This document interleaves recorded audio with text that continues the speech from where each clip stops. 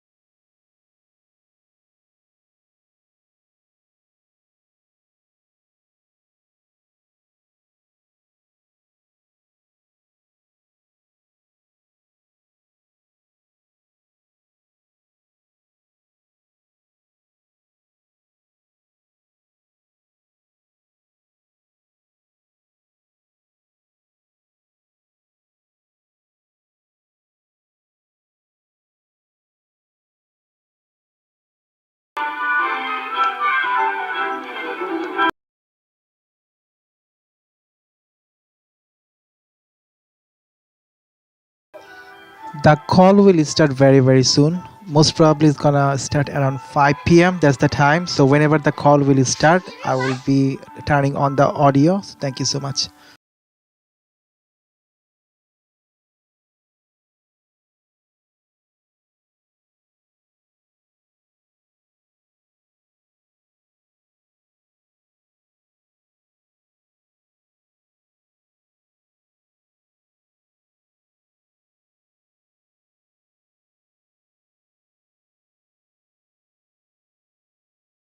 Standing by, and welcome to the Aterian Inc. Q3 Earnings Report conference call.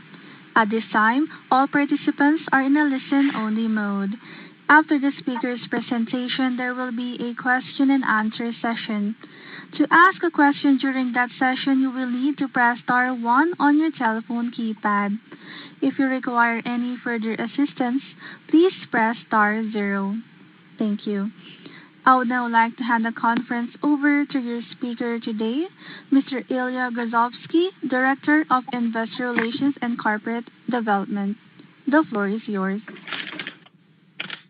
Thank you for joining us today to discuss Aterian's third quarter 2021 earnings results. On today's call are Yaniv Sarig, co-founder and CEO, and Arturo Rodriguez, our Chief Financial Officer. A copy of today's press release is available on the Investor Relations section of Aterian's website at aterian.io. I would like to remind you that certain statements we will make in this presentation are forward-looking statements, and these forward-looking statements reflect Aterian's judgment and analysis only as of today, and actual results may differ materially from current expectations based on a number of factors affecting Aterian's business.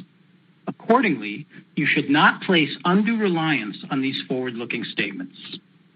For a more thorough discussion of the risks and uncertainties associated with the forward-looking statements to be made on this conference call and webcast, we refer you to the disclaimer regarding forward-looking statements that is included on our third quarter earnings release, as well as our filings with the SEC. We do not undertake any obligation to update or alter any forward-looking statements, whether as a result of new information, future events, or otherwise. In addition, the company may refer to certain non-GAAP metrics on this call. Explanation of these metrics can be found in the earnings release filed earlier today. With that, I will turn the call over to Yaniv. Thank you. And thank you everyone for joining us today. Our third quarter was marked by continued global supply chain disruptions and pressure on our business due to soaring costs of everything from raw material to international shipping rates. At Aterian, we take on many challenges daily, including supply chain infrastructure, product and brand launches, M&A integration, global expansion, and software development. But above all the things we build, we cultivate a relentless culture of growth and adaptability that overcomes obstacles and views failures as stepping stones on our path to building a leading consumer product platform. We welcome challenges as opportunities to strengthen our business and adapt rapidly to reap the benefits often left in the wake of a crisis. In this past quarter, it brought an opportunity to improve our supply chain resilience by adapting how we move shipping containers from our manufacturers to our fulfillment centers. I want to thank our logistics teams for their perseverance, their ability to create strategic relationships with our logistics partners. I'm glad to share that we've specifically seen Amazon stepping in to assist us and its ecosystem of third-party sellers in general, and we're very grateful for their help to ATER. Thanks to various programs provided to us by Amazon Global Logistics, we've been able to secure very competitive shipping rates for approximately 50% of our projected revenue in the next 12 months. We also secured reduced rates with Flexport and XPO, two other partners on the logistics side, as well as some other manufacturing partners in China, which have helped us leverage their relationships with Chinese shipping companies. In addition to securing better rates for shipping, we ran an intense 3-month process to rebuild our internal plan around an optimized manufacturing and shipping strategy designed to mitigate additional disruptions going into next year. In parallel, we reached an agreement with our lender to reduce our debt facility from $92 million to $25 million. These important processes were led directly by myself under an all-hands-on-deck mentality and overseen by the board of directors. I want to take the opportunity to thank our entire team for all the hard work that went into mitigating the impact of the global supply chain disruptions on our company. We presented to our board a strong yet conservative base internal plan that we feel can drive sustainable growth for the company. It's important to emphasize that while some aspects of the plan are still being worked on and not yet finalized, we believe that the most challenging parts are behind us. We're closely following the impact of the supply chain crisis on our competitors. While we consider ourselves to have a high degree of sportsmanship, and we wish many of our competitors a lot of success with navigating the current shipping crisis, we're also excited by our belief that there will be ample consolidation opportunities on the other side of this crisis. We believe that excluding any kind of black swan events we can't foresee, we should soon be in a strong position to reignite our M&A strategy. As of today, approximately $10 billion in total have been invested into aggregators looking to build a leading e-commerce platform for consumer brands and marketplaces. In the third quarter alone, aggregator raised approximately $1.2 billion. We're really excited to see that the investment community is paying attention to a vision we pioneered in 2014. And we continue to believe that our years of investment in infrastructure, technology, and expertise put us ahead of the pack with regards to execution. Most of our competitors have financially engineered access to abundant low-cost capital, but have not created the efficiency required for long-term sustainable execution at scale. One data point that investors should pay close attention to when evaluating the execution of companies in the space is revenue per employee. ATER's revenue per employee is approximately $1 million based on our current TTM results. And that is a direct result of our investment in our software platform and agile supply chain infrastructure.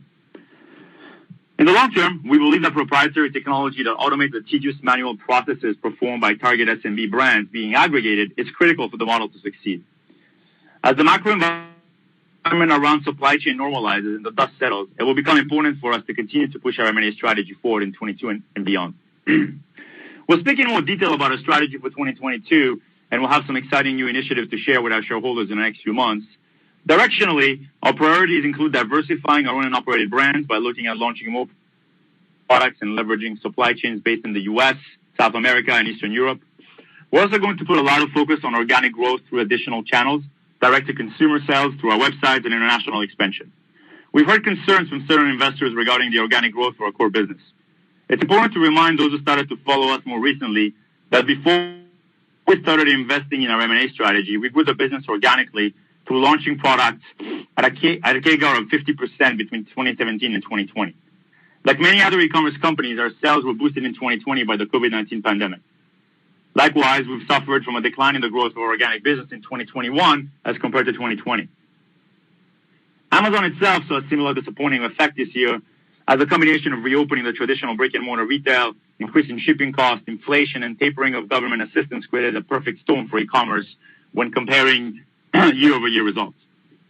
It's been very challenging to generate growth organically in 2021, especially when compared to the previous year and the dramatic shift in the macro-level environment. At the same time, it's important to realize that most of our competitors are dealing with similar issues. Although our core organic business is uniquely impacted because it is led by several oversized items who have been more adversely impacted by the shipping costs than smaller products, in the long term, we strongly believe that our investment in our proprietary fulfillment network gives us a strategic advantage in categories dominated by oversized goods. Our organic business, as well as our recent acquisitions, have a strong baseline of products that will allow us to continue to build and grow our brand over many years through continuous investment in channel expansion and additional products. This past quarter, we also made a decision to open to the seller community our internal affiliate platform called DealMojo. In the past few years, we've seen web publishers take a bigger role in the e-commerce ecosystem as they invest in content designed to promote products on channels such as Amazon and Walmart. Typically, these publishers benefit from affiliate marketing revenue paid by the online retail platforms directly. As a large seller ourselves, we felt that streamlining collaboration with publishers around discovering opportunities to promote products was an important part of our holistic e-commerce strategy. DealMojo was designed to allow us to promote our product to publishers and offer them potentially additional revenue share for creating content that drives sales for our products. Today, we're already working through the platform with several publishers with a total aggregate monthly traffic of more than 300 million monthly visitors. We believe that making the platform available to other third-party sellers will allow us to further scale the number of publishers and influencers using it and benefit ourselves while generating additional revenue stream for us. In the short term, most of the revenue driven by DealMojo will be reflected in the sales of our own products. ATER continues to push forward our ambitious vision, and we have a lot more work to do. This is a marathon, not a sprint, and we believe we're turning another corner on our way to become the leading consumer product platform in e-commerce. With that, I'll pass it on to Ari to walk you through the financial results of the quarter. Thanks, Yaniv, and good day, everyone. Here are the financial performance details of our third quarter. For the third quarter of 2021, net revenue increased 16% to $68.1 million from $58.8 million in the year-ago quarter, from an increase in net revenue from our acquisitions, offset primarily by a decrease in our organic business, net revenue and reduction in wholesale net revenue. The current quarter net revenue of $68.1 million is comprised of $35.4 million of our organic business, which is the revenue from our built brands and acquired brands after 1 year of purchase, $30.7 million of net revenues from our mergers and acquisitions, wholesale of $1.9 million, and $0.1 million of our past business. The year-ago quarter net revenue of $58.8 million was comprised of $46.9 million of our organic business, $1.4 million of net revenue from our mergers and acquisitions, $10 million of wholesale, which was predominantly PPE, and $0.3 million of pass.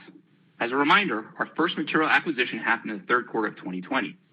The decrease in our organic business of $11.5 million is related to a decrease in our sustained phase products of approximately $11.1 million to $29.1 million from $40.2 million when excluding M&A revenue, due to an increased pricing of our products affected by global supply chain disruptions, which has led to reduced sales velocity, the opening of retail and changing consumer habits in the initial phase of COVID-19's reopening, and impact from products which sold well during the initial COVID-19 phase last year, but did not have the same repeat performance due to demand on pricing, which represents approximately $5 million of the $11.5 million decrease. Our organic business also saw a slight increase in launch phase revenue of $0.3 million to $5.3 million. We launched 0 products in this quarter versus 8 in last year's quarter. Year to date, we have launched 40 products versus 32 the same prior year to date period. Even though the rate of year-to-date product launches grew, we did not have the same success as market conditions, and our need to raise pricing due to supply chain disruptions has led to a decrease in demand and performance of certain of our recently introduced products. This has also led our products staying longer in their launch phase than originally planned. As mentioned previously, we have decided to pause the launching of our products for the time being until supply chain normalizes. Our M&A revenue of $30.7 million is in line with expectations for Smash and PPD and Squatty Potty outside of the seasonality and the timing of the closing of those acquisitions. As previously mentioned, Healing Solutions is off our expectations due to supply chain difficulties and our shift from sellers' manufacturers' capabilities to new third-party vendors as previously planned. That said, we are still pleased with Healing Solutions acquisition and the long-term strength of its brand and products. We still believe the upfront purchase price falls within an acceptable acquisition purchase multiple. Finally, on net revenue, we suffered from inventory shorts in the quarter, which we estimate to be an impact of approximately $3 million in the current period as compared to inventory shorts of approximately $7 million the prior year-ago period. Overall, gross margin for the third quarter increased to 50.2% from 47.8% in the year-ago quarter and increased from 48.0% in Q2 2021. The quarter-over-sequential quarter increase in gross margin is primarily due to product mix and pricing. Our gross margin improvement versus last year is predominantly in the favorable product mix from the inclusion of our acquired brands pursuant to M&A. We believe the increased cost of shipping containers impacted our gross margin by approximately 1.5% in the third quarter alone. We expect to see a slightly larger impact in Q4. Our overall Q3 2021 contribution margin is 12.1% when excluding non-cash charges from inventory step-up impacts from our acquisitions, which decreased compared to a prior year CM of 19.1%. Within CM, our sales and distribution costs were negatively impacted by global supply chain disruptions, which drove higher costs in last-minute mile fulfillment given the carrier tightness in the quarter. Our Q3 variable sales and distribution expenses as a percentage of net revenue increased to 39.4% as compared to 28.7% in the year-ago quarter. We expect to see these impacts continue in the current quarter. Q3 2021 saw our sustained products contribute margin. Q3 2020 saw our sustained products contribution margin decrease to 15.9% versus 23.6% in Q3 2020. Outside of the action items discussed, we believe we'll continue to see CM pressures for the remainder of 2021 due to the global supply chain disruptions and increased last mile cost. Adjusted EBITDA as defined in our earnings release for the third quarter of 2021 was $0.7 million compared to $5.1 million in the third quarter of 2020. Our operating loss for the quarter includes $9.6 million of stock-based compensation expense and also includes income from change in fair value of contingent liabilities of $4.3 million, which is primarily related to the decrease in the share price of our at September 30th versus June 30th, 2021. Our net loss for the quarter has been impacted by our equitization of the majority of the High Trail debt, leading to an extinguishment loss of $107 million, offset by income from our change in warrant valuations due to stock price fluctuations of $8.1 million. Turning to the balance sheet, as of September 30th, we had cash of $37.5 million compared to $61.9 million at the end of June 30th. The decrease in cash is predominantly driven by previously reported $10 million cash payment to our lender, cash net loss, and working capital. As we previously disclosed, in order to navigate through the global supply chain disruption, we will need to increase our inventory on hand and purchase inventory earlier than initially anticipated. This will put pressure on our minimum liquidity requirements during the early part of 2022 as we build for our summer 2022 seasonal products such as ACs and dehumidifiers. As previously mentioned, we equitized the majority of our High Trail debt by issuing approximately 9.3 million shares on September 23rd under the terms in the loan agreement, leaving $25 million in loan debt with a bullet maturity in April 2023. We are in compliance with all our covenants as of September 30th. We continue to be impacted by COVID-19 and the global supply chain disruptions, and we believe that these issues are temporary. They cause us to have diminished visibility in our ability to forecast our results. We will resume giving guidance as soon as the visibility improves. Having said that, our fourth quarter is our third strongest quarter, and we believe the fourth quarter will have revenues closer to $60 million. In closing, our business has been impacted by the global supply chain disruptions, and our year-over-year figures are against very difficult COVID-19 comparables in a uniquely difficult environment. As previously stated, our organic products continue to be some of the best sellers on Amazon. We have a very strong organic brand and product portfolio. Overall, our acquired brands and products have performed well, and we remain confident in their future successes. We believe the current pressure on the profitability is acutely related to the global supply chain disruption. The actions we have taken and continue to progress are key for us to help navigate through this difficult environment and will help us direct us back towards profitability. For example, assuming 2020 normative contribution margins, which we still believe could be achieved in the future, and with our typical disclosed adjustments, the company believes its Q3 2021 adjusted EBITDA would be similar, if not better, than the prior year's figure. Although we have been impacted by the COVID-19 pandemic and the related global supply chain disruptions, we continue to be very confident and proud of our business. One that we have built. We're proud of our products, both organic and acquired, our technology, our logistic network, and most importantly, our dedicated and hardworking people across the globe. Together, we believe ATER will overcome these challenges and continue to be a leader in our industry. With that, I'll turn it to the operator to open the call to questions. As a reminder, to ask a question, you will need to press star 1 on your telephone keypad. Again, that is star 1 on your telephone keypad. To withdraw your question, you may press the pound key. Your first question comes from the line of Brian Nagel from Oppenheimer. Your line is now open. Hey guys, good evening. Hey Brian. Good evening. Okay, thanks for all the detail. So a couple questions here. I mean, a nice rebound, the beginnings of a rebound in the business here in the third quarter versus Q2. So the first question I have, in recognizing you're not given official guidance. But given the trajectory we've seen here, I mean, how should we think about just the continued rebound on the heels of a lot of the internal actions you've taken to stabilize the business over the last few months, even several weeks into year end? Yeah, Brian, thanks for the question. I'll speak a little bit of it and I'll kind of probably revert to Artie also. But in general, look, I mean, this quarter was all about stabilization and bringing back the business to as healthy as it can possibly be while the storm still rages, right? The storm is not completely gone, right? I think everyone is holding their breath a little bit to understand is there going to be another COVID wave, another impact coming. And we've taken every possible measure that I think we could have, where we can control to get through that, I believe, as well as possible.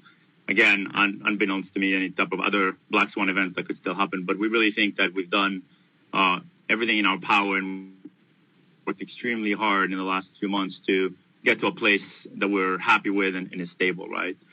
So in general, I think we're being cautious until the storm completely passes. We're convinced that it will, right? We're convinced that it's just a matter of time before the last potential wave here and other, there's a stabilization that will happen to the supply chains over time. And so that's, we approach this with a lot of caution and just setting up the ground for future growth, right? Artie, do you want to add more to this? Yeah, and I think, Brian, I mentioned in what I said there is I think Q4 is typically our third strongest quarter, so you always see a little bit of a step down from Q3. So I think in some aspects, lower range revenue of 60 is what kind of we pointed to. And listen, I think from a timing of how we ingested our goods and containers, you'll see a little bit maybe of a softer CM than we saw in this previous quarter just because of timing. But that said, we're still very excited in the sense of what Q4 has in front of us. It's our first holiday season with Smash and Healing Solution and a few others. So we're still very optimistic that it's still going to be a good season even though we're going through the storm. Okay, that's helpful. Then just a follow-up question. I mean, also kind of generally bigger picture in nature, but we're talking mostly about the supply chain issues and the shipping costs and how you've more successfully here lately navigated through those. What are you seeing from a demand perspective? Because as we look across consumer, as you're pulling away from the COVID crisis, at least here in the United States, there has been this trend for at least some type of trend where consumers are returning to stores. That's impacting some of the online-only players. So what are you seeing behind all the supply chain? What are you seeing from a demand perspective? Hey, Brian, thanks for the question.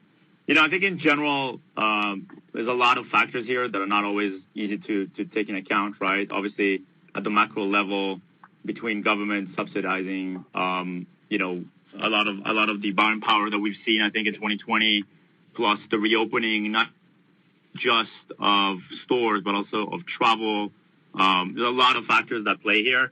Overall, we're very convinced that e-commerce is just starting, right, and it's not going to stop growing anytime soon. And as we look at the scope of the marathon that we're on, right, but nothing has changed from our perspective. And there's maybe some, waves and currents that are changing direction recently, but they're, for our perspective, they look like blips on the radar, right? In the long term, we believe e-commerce is going to continue to be continue to see acceleration in terms of adoption and growth, and that we're extremely well positioned to benefit from that in the long term, right? And so what happens to demand in the short term, it's complicated because it's across different categories.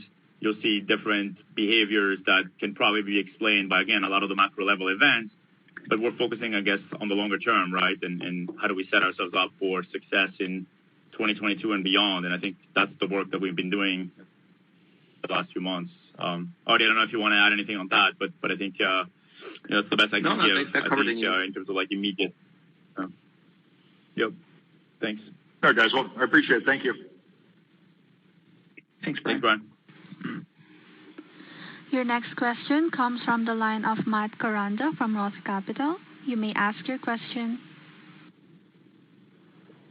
Hey guys, this is Mike Zabrin on for Matt Koranda. Thanks for taking the questions.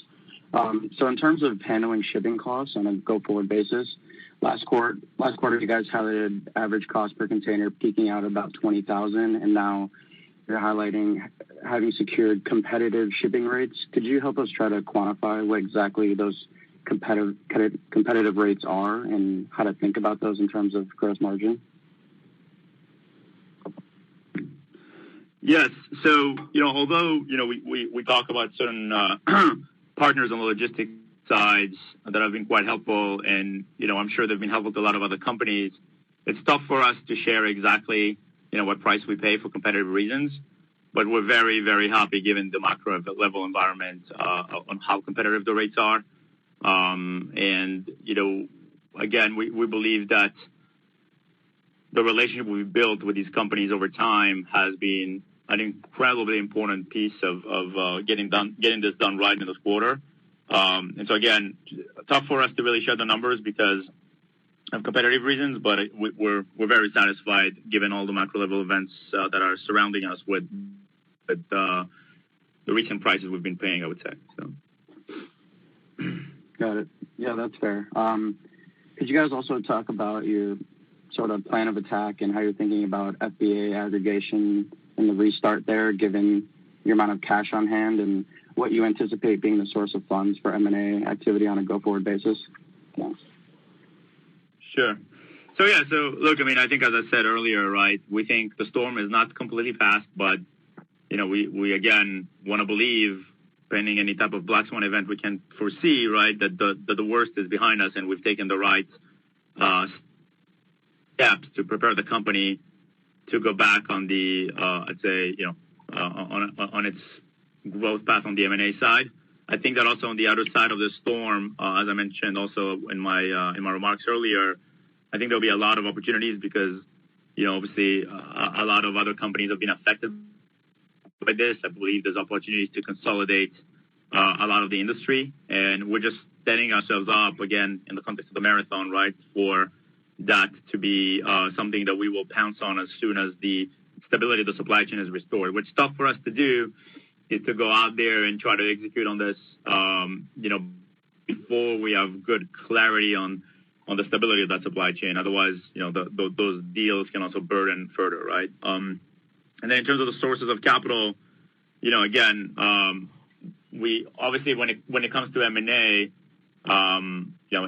if it comes to M&A, right, we'll definitely need additional capital to do that, right? There's no doubt. But I think that overall, if you look at the industry and if you look at the amount of interest and the amount of excitement that there is in the investment community for the aggregator business model, I believe that once the supply chain crisis is past us, a lot of investors, I hope, will realize that we are one of the best set companies to execute on this. And I think that it will give us a lot of opportunity, hopefully, to pursue those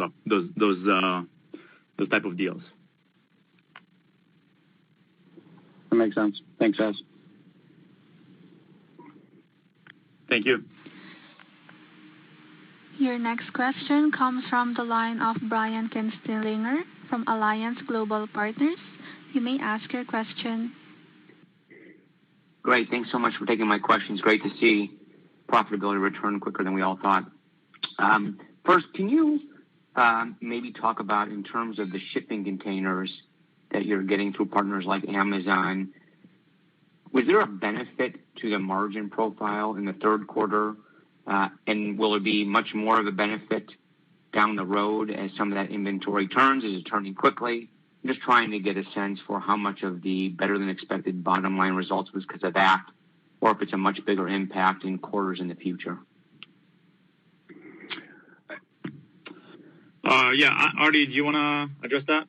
Yeah, Yaniv, I could address that. I would say that the rates that we've been able to achieve and the deals that we've gotten with these partners who've been great, I think that's going to have a bigger impact as we approach 2022. And just for the timing of containers, keep in mind, it's taking like over 90 days to get your goods in. So the reality is, if I'm booking a container today, the goods aren't coming in until January, right? Rough math, right, or something like that. So definitely the things and the impacts that we've secured is more of a focus towards 2022. If that answers your question. Of course, yep, that's great. It means that you did better without that benefit really yet. And then I'm curious, as you're able to secure these lower price shipping containers, it opens up so much for you. So I'm curious how that changes management's timing and strategy on new SKU launches. Do you think 3 to 6 months 3 to 6 months from now, that might be the timing if things hold or stabilize? Or is it a longer time frame to think about SKU launches, again, in the context of the economics being better on shipping containers? That's a great question. And the important thing to remember is having a stable price that you can plan correctly, the P&L of your product and the amount of marketing dollars that are going to go into launching it and all these other factors is critical to the business model, right? And so it's not just about the price, right? It's not just about getting the P&L right. The timing is also very important, right? There's still a lot of delays, right, and complexities around getting goods on time. And that can have a pretty meaningful effect, especially when a launch does well. You need to have continuity to preserve the success that it had. And so, as you mentioned, it will take some time before we feel comfortable to be in a place to launch a lot of products. There's exceptions here and there where we're looking at it again, as I said, also in my previous remarks, right? There's other potential tests that we can do with supply chains coming from other geographies. But at a high level, I'd say that, we should expect to see us going back to launching products in a meaningful way once the stability comes back. Because, before that, it's just too risky to go and invest in something that doesn't really materialize as you expect, right? Does that make sense? Yep, absolutely. One more, thanks. And then I'll get back in the queue. I'm not sure I wrote down the numbers fast enough. I think you touched on it. But can you talk about the pricing trends? In the past, you and others have talked about not being able to increase as fast as either components increase or containers are increasing the prices because you don't want to get too far ahead of the market to price yourself out. So, talk about the pricing increases you've been able to achieve maybe over the last 3 to 6 months, and how do you see that going forward? Yeah, and I think it's another very good question. It's a very delicate, part of the business, right? As we explained, I think in previous calls as well, right? We need to obviously increase our prices, and we've done that. But the sensitivity around it is you can outprice just out of the market if other competitors, for example, might have longer inventory at a lower cost basis and really hurt your long-term market share and performance in the marketplace, which is very important in our model. The good news, as we mentioned also in the past, is that we believe that overall we've been able to kind of find that middle ground between increases pricing too much and losing too much market share, which is obviously a dangerous thing, versus, finding kind of that sweet spot where you're getting not the margin you wanted, but enough margin to sustain the business without losing market share. And I think overall we've done quite well navigating through the storm around that. We're also seeing a little bit of starting to see upward pressure on competitors here and there, and it's very difficult to say exactly what's going to happen. We can't predict that, so we're taking a conservative view on things. But overall, I think that we've done somewhat quite well, all things considered, in terms of navigating that part. Great. Thanks so much, guys. Thank you. Your next question comes from the line of Victoria James from D.A. Davidson. You may ask your question. Thanks for taking my call. So my question is, what are your current thoughts on your capital structure, and are we past the point of needing to issue additional shares to pay down debt? Yeah. So, Artie, I'll let you take that, and maybe I'll add a few more thoughts in the end. But Artie, why don't you give us your thoughts on this? Sure. Thanks, Yaniv. We did a lot of work. We're down to $25 million in debt, and we're in compliance with our covenant. I think at these levels of debt, we've made significant progress on our debt leverage, and the equitization is behind us. That said, I think we're working, and we continue to work on ways to improve our debt profile over time. That's been the plan and continues to be the long-term plan. And I think we'll continue to move forward on that, and if something moves on that, we'll update accordingly.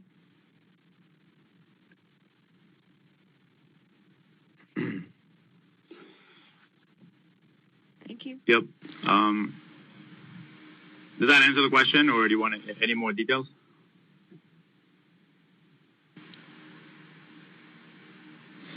We'll proceed to the next question with the line of Marvin Fong from BTIG. Your line is now open. Great. Good evening, everyone. I apologize. I only hopped on the call a few minutes ago. But just curious, even if you've mentioned it already, perhaps you could expand on just the M&A side of the business. We've seen more capital raising from some of the big players. Just your thoughts about that side of the business and how active you might be in terms of pipeline. And a second part to that question, I saw that there was an earnout earned by Squatty Potty. Just maybe you could update us on how that transaction has been doing and any of the other recent transactions. Thank you. Yep. Thanks. Yeah. So Marvin, as we mentioned also earlier, right now M&A is on pause until the supply chain crisis passes by, that storm passes by, and we see stability again. Otherwise, there's definitely the chance of encumbering the company even further with M&A that is not performing as we expect, given the pressure of the supply chain costs, right? So for now, that's on pause.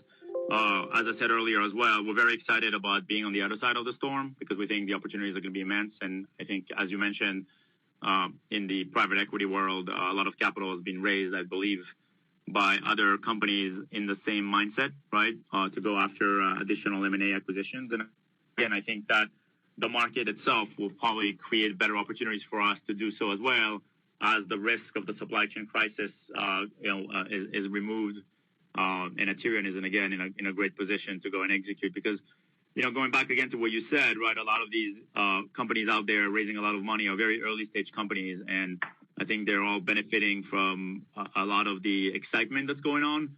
At the end of the day, I continue to believe that we're the best at executing on this vision, and we have more experience, we're more battle tested, and have more infrastructure, and have taken a different approach that I think is going to be, in the long term, the winning approach. And so time will tell if we're right, but we're very, very excited on what's on the other side of this, and reigniting the M&A strategy as soon as the market conditions permit, right? And so you had the second piece of your question on Squatty Potty, right? That was the second piece. Go ahead. Yeah, I think you got the question. Yeah. Go ahead. Yeah. So Squatty Potty doing really well from our perspective. And we're continuing to invest and continue to think about how to continue to scale and grow it. But we're happy with the acquisition. Again, overall, given all the different factors, right? Smash, Squatty Potty, PPD are doing quite well. Healing Solutions, as already mentioned, a little bit hindered also by some supply chain issues, but overall, we're really happy with the basis of that brand and think it has enormous potential. And as we mentioned earlier, Trueo really is the one acquisition that has gone not the way we wanted, obviously for reasons that we explained, with issues there that we're still trying to solve. But overall, again, when I look at all the conditions and all the different macro level things that affect the brands that we acquired, we're quite happy with the performance and believe there's enormous opportunity in the long term for these brands. Great. I'll take the rest of my questions offline. Thanks so much, Andy. Thank you, Marvin. Again, to ask a question, please press star 1 on your telephone keypad. Again, that is star 1 on your telephone keypad.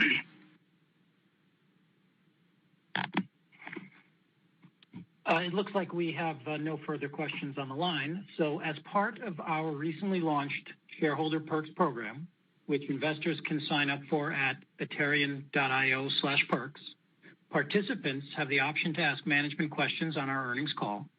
I wanted to thank all of the Shareholder Perks participants for their loyalty and their questions. I've picked a few relevant questions that they have asked. This one looks like it's for you, Yaniv. Please update us on your platform as a service efforts. Thanks, Ilya. Yeah, so as we said also in earlier calls, we recently have been focusing our platform as a service solution around brand carrying oversized products, specifically larger brands that are looking to potentially transition from vendor to seller.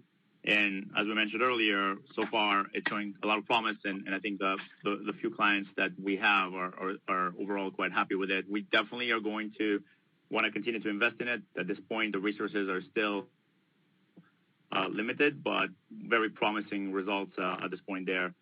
And again, in the longer term, definitely we'll look to continue to invest in that side of the business.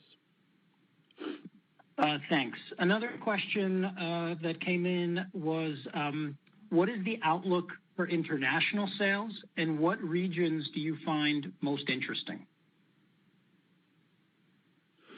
Yeah, so we've started expanding into Europe, but also those efforts have been somewhat put on hold because of the supply chain crisis affecting that region of the world as well, potentially even more than the U.S. But in general, I think with the amount of work we've already done, Europe is probably the top priority for us.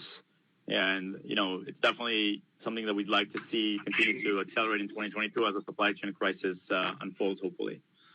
But in general, there is opportunity around the world beyond Europe. I believe that, in China, India, Japan, big e-commerce markets that have a lot of potential where we can replicate our strategy. So in the long term, we will look at these as well. But for now, the focus is on Europe. Great. And then last question from the Perks program. Do you need the share price to be at a certain level to resume M&A?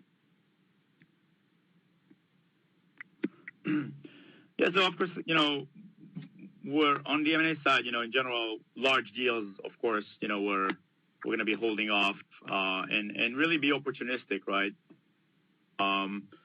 We've previously seen that, if smaller companies are excited about potentially leveraging our shares, right, that's something that we could potentially look at. But at this point, again, we're taking this approach cautiously, and we're going to continue the M&A when the conditions arise. So. Great. That's it from the Perk side. And thank you to all the participants for joining us on the call today. In terms of the upcoming calendar, Aterian Management will be participating in the 10th Annual Roth Technology Conference on November 17th and 18th, and the 10th Annual Roth Deer Valley Conference, December 8th to 11th. We look forward to speaking with you on future calls. This ends our call. You may now disconnect. Thank you. That concludes today's conference call. Thank you all for participating. You may now disconnect.